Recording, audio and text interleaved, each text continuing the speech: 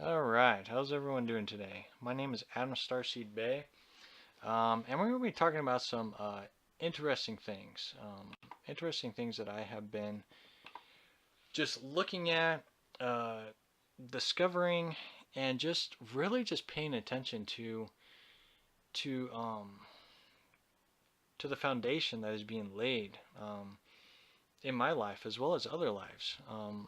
There's so many people out there that have a story to tell, have a voice that that needs to be heard. And that's why I always encourage to let you, the viewers, and just people in general who turn in, um, to let your voice be heard, to speak out, and let people know your experiences in your life. What have you gone through? What have you learned from your experiences? Is definitely key, and it really intertwines into all of this. Just like myself, I've been really just being more self-aware and just listening to the spirits, listening to Christ, listening to the inner voice, and just seeing just what kind of path is being laid out for me. What kind of path is being laid out for me? And that's all about just learning to trust, trust within yourself. Giving yourself um, that guidance and that self motivation. That what you are doing does matter, and what you do does affect people's lives. It not only affects your lives, but it affects others as well. Um, but those who are tuning in on Facebook, they can't see my images and stuff I have. But my brother, True Seeker Derek, he showed me this program, and it took me a while to figure out how to get it going. But I had my son kind of show me how. So it should be quite cool, quite interesting. I can add pictures, I can play videos, and everything like that in the background. So it gives you guys a presentation um, and visualization of what I talk about, and just kind of just looking at life from a different perspective. Just like in my previous videos, you just saw me, but now being able to show images and stuff, it really it gives it more of a 3D effect of what I'm talking about. So it's pretty cool, pretty cool. I'll be able to show you websites and all that good stuff, all in one thing. Now I just got to figure out how to make it live on Facebook. I can make it live on YouTube. I just have to play around with it first before I do that. So I'm just going to record first. But yeah, it should turn out to be some interesting stuff. So let me move this over here since that's my phone. All right, so yeah, so man, I've been really researching quite a bit of stuff lately, and again, it's just listening to the spirit, listening to the inner voice of what needs to be said, what needs to be said. I wanted to go live yesterday, but it just didn't work out. But I found out why. I really did a lot of research on some pretty interesting stuff, to say the least. I've been really digging deeper and deeper into, what is the meaning behind this, the intent of these spirits that we encounter daily. What is the intent of these spirits that we talk to, the inner voice, things of that nature. And I've been talking about this, and I never really got around to making chapter two of talking about the Testament of Solomon. But I think I'm going to probably just scrap that video um, and talk about it in a different manner. But yeah, it's all realizing, that everything that I put out there has a meaning, has a purpose. I may not even see that meaning or purpose, but it really does lead into um, some interesting stuff. so, so yeah, so yesterday I was really digging deep into uh, um, people being possessed by spirits in kind of a really darker manner. And the interesting thing was is that I watch podcasts and things like that too, talking about spirits and stuff like that. It all fell together. So I really did some thorough investigation. So I looked into people playing around with the Ouija boards, and do not repeat, do not use a Ouija board. Do not go into any of these practices. And this, this is a warning. Do not go into any of these practices, Ouija boards, anything of that nature, ever, ever, um, unless if you absolutely know what you're doing, because you will encounter stuff. It's a given. You will encounter stuff, and and it really got me interested. And I'll probably look this up. I'm gonna be looking up on websites throughout this as well. We'll just see. We'll just see where this video kind of takes us. But it really made me quite interested in what these Ouija boards are made out of, right? What these Ouija boards are made out of. What gives it this power uh, to attract these spirits. We don't even know what kind of spirits these are, but they definitely are some form of attraction. It's like a magnet. They're aware of it. And one of the things that I realized, and granted, I'll talk about this here as well, but with the English Ouija board, it uses the English language. Well, if you do research on the English language, it is a reverse psychology, and everything is reversed within the English language. So that's a spell within a spell in itself. So it made me really think of that these words and things like that are generating some kind of spell. Because if you look into magic and things of that nature, you really see symbolisms and things like that really begin to open up. What causes these opening ups for these spirits to um, be brought in. These spirits to be brought in. So it really perked my interest, and I definitely want to look deeper into um, the making of these Ouija boards. And it's quite interesting too, is that you can't burn a Ouija board. I watched quite a few people trying to burn their Ouija boards, right? And they wouldn't burn, man. Like it would burn, but it wouldn't disintegrate. It wouldn't disintegrate. So there's definitely some kind of power behind it. And what kind of power that is, I don't know. Do I want to know? I do, because that's part of learning. One of the very foundations that a lot of people just don't look into, and that we really just kind of um, get lost in, is what is happening around us. We look at the physical realm, we see trees outside and cars going by, and shops and businesses and things like that, surrounding us, but we never really look in between the lines. And one of the greatest things that I feel you can really try to let people think about is all the bacteria and parasites and fungus and things of that nature that surround us, from a microscopic view. you know, if you really had like a super magnifying glass, you would probably be pretty grossed out or just astonished about all of these beings and life forms that surround us all the time. And it's not only outside our body, but it's also within us. And you look at all the parasites, bacteria, and things like that dwell within us. And you got to think that these beings themselves, and I can actually show you this. Let's see here. Let me open another picture here.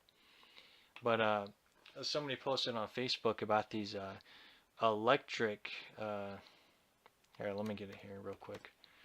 That way, then I can show you instead of just talking about it. But it's pretty wild. Alright, come on, internet.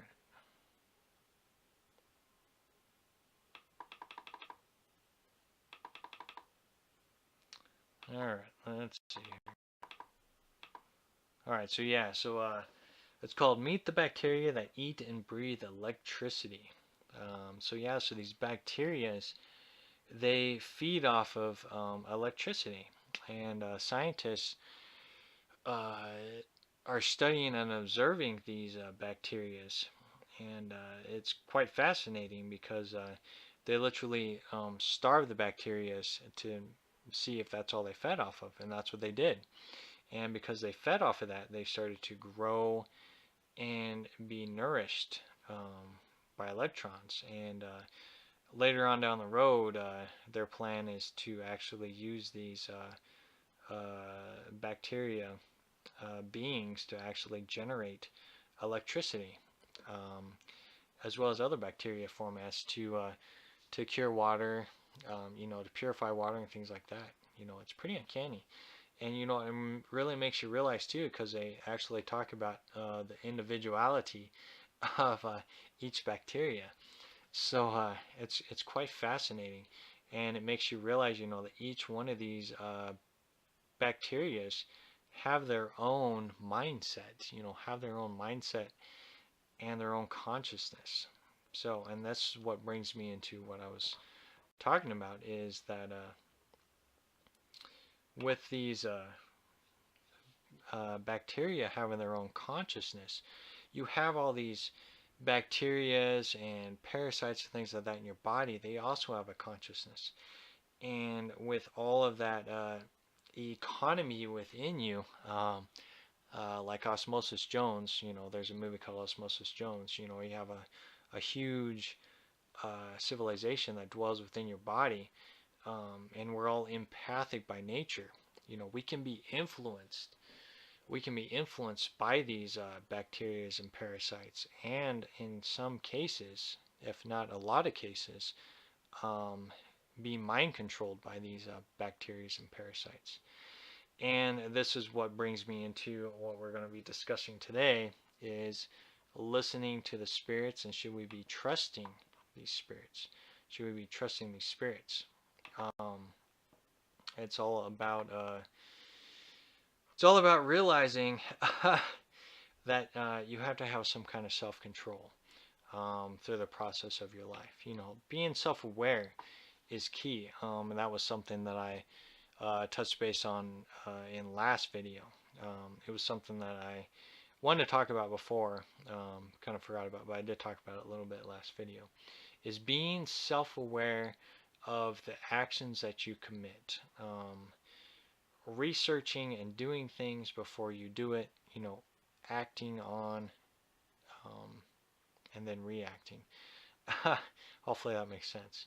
But yeah, can you imagine all these bacteria and parasites um, just controlling you? And it makes you ask yourself, well, what would these parasites want to do?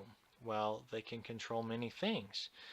They can control your mood, so they can make you depressed, they can make you happy, they can make you sad, um, they can make you bipolar, um, they can make you crave food.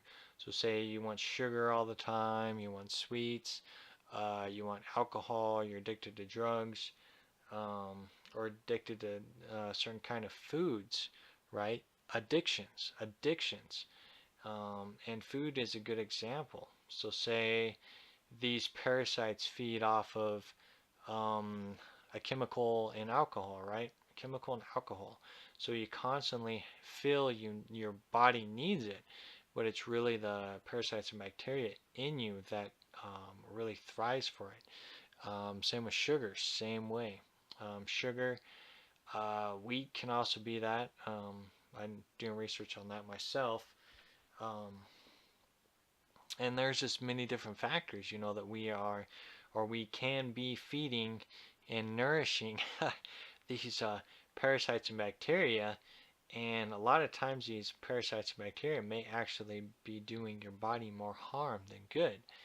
And that's all a part, it's all about the research aspect of things, of what you're putting in your body.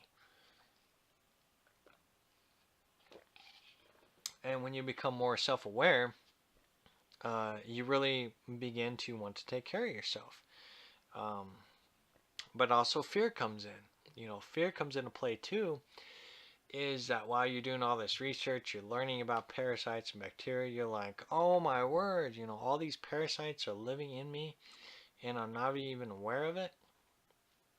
It can really begin to gross you out and you go, oh my gosh, how do I get rid of these parasites? And you're looking at cleansing and things like that. And that can actually lead into a very positive lifestyle. But if you don't eliminate the fear, it can be a devastating result. And that is pretty much what leads into, should we be listening to all the spirits? What I title this, Trusting the Knowledge of Spirits. Um, so, yeah, let me get back to where I was. All right. So, yeah, so trusting in spirits. I've talked about this before, is that throughout my childhood, I've encountered different kind of beings throughout my childhood and teenage years, from beings portraying themselves as like Sesame Street characters, and different other characters, and then later on, uh, let's say between maybe 9 years old and through my teenage years, uh, turned into shadow beings, that literally just a shadow figure, just always lurking behind the scenes, always trying to take me in some way, um, and it just really kind of made me, you know, more and more open and self-aware through that experience, and leads me into what I'm talking about today. Is that there's many different kind of spirits, and there's no denying that there is something that goes on behind the veil, something that goes on behind the veil, um, and that's why I was doing research on people being possessed yesterday, because I really want to get the full kind of the darker side concept of it, you know, of what thrives these and why these beings are here. We had a interesting conversation as well last week, and was talking with some people about spirit possession as well. And one of the people that was there was talking about, maybe these spirits need to be shown. Maybe these spirits are so lost within themselves that they don't know what they do. They know not what they do. And we say that to people in the real world, but we need to also maybe pay attention more to the spirits that we don't see. Maybe they know not what they do. Maybe they're only acting upon what they are programmed to do or what they are taught to do. Um, you look at a child and different lifestyles and way they are brought up. So many people have different experiences as they grow up. From being positive to a very negative state of being, and it affects you in a lot of ways, and it can really change the course of your life. And you really come into a crossroads, if you are on a darker path of, are you going to be the victim, right? Are you going to be the victim of those experiences, or are you going to stand up on your 2 feet and actually be a your voice matters, right? Your voice matters, and you're going to stand up and be that person that, hey, I went through this stuff, um, but I don't want you guys to go through the same stuff I did. Your voice matters, and we need to uh, expose or let the truth be known, about these situations. There's a lot of stuff that is being more and more things are being brought to the table. A lot of sexual harassments and pedophilers and um, uh, the cartels and um, people stealing money and things like that. There's the banking industry is a big one right now. Um, there's just so many things that are being exposed and just being brought to light.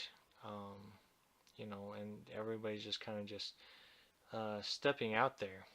Um, and some of it's good, some of it's used just for publicity. Whatever the case may be, it's going to turn into something great.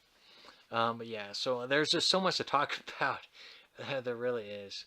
Um, so let's go ahead and we'll just start talking about spirits and what many really just kind of just label these spirits as the jinn, demons, or evil entities. And definitely some of these spirits that you come in contact with can pretty much live up to that. So we'll start here and we'll just see where this goes. So there have been various attempts throughout history by theologian scholars in the classification of demons for the purpose of understanding the biblical and mythological context of adversal spirits. Um, Theologians have written, gosh, I hate these big words, man, have written dissertations in Christian demonology, classical occultism, classical mythology, Renaissance magic.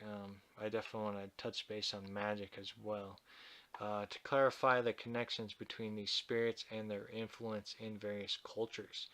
The study of demonology was historically used to understand morality, behavioral tendencies, and has even been used as symbolisms to relay, I don't even know what that word is, anecdotal tales in folklore. I don't know, man. Classification systems are based on the supposed nature of the demon, the alleged sin with which they lure people into temptation, and may also include the angels or saints that were believed to have been their adversaries, an idea which derived from biblical battle between the archangel Michael and Satan in the book of Revelations, describing a war in heaven.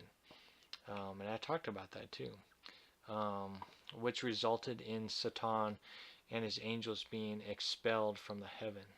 The classifications of these fallen angels are based on many other characteristics as well, such as behaviors that cause their fall from heaven, physical appearances, or the methods that were used to torment people, cause melodies, or I just say bizarre dreams. Let's leave it at that.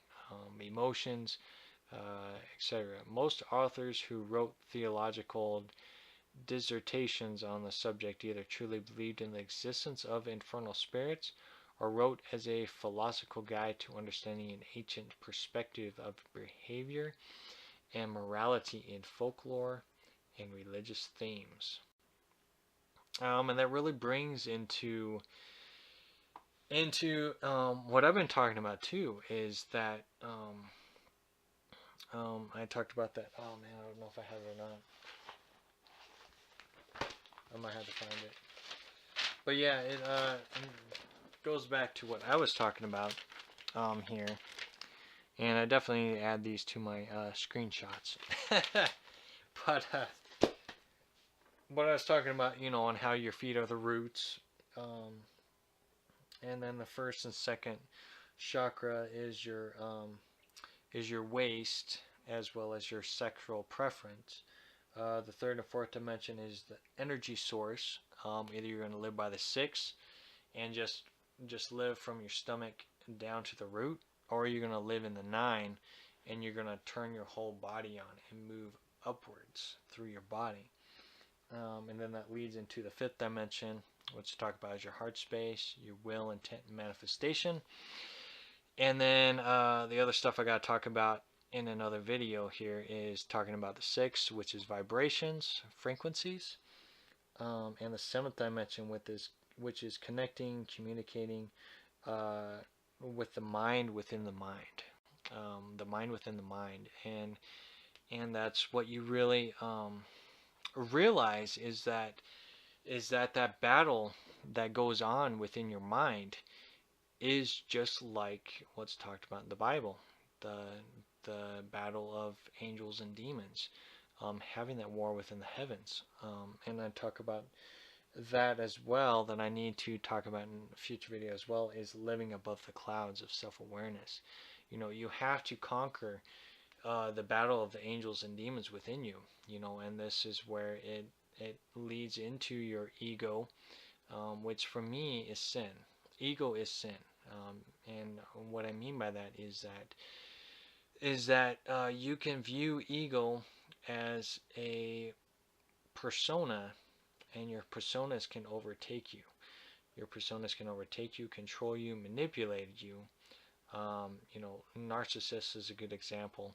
You know, people who down others, who really are really overconfident within themselves, and just think that everything that they do is the correct way, and everything that other people do is the incorrect way.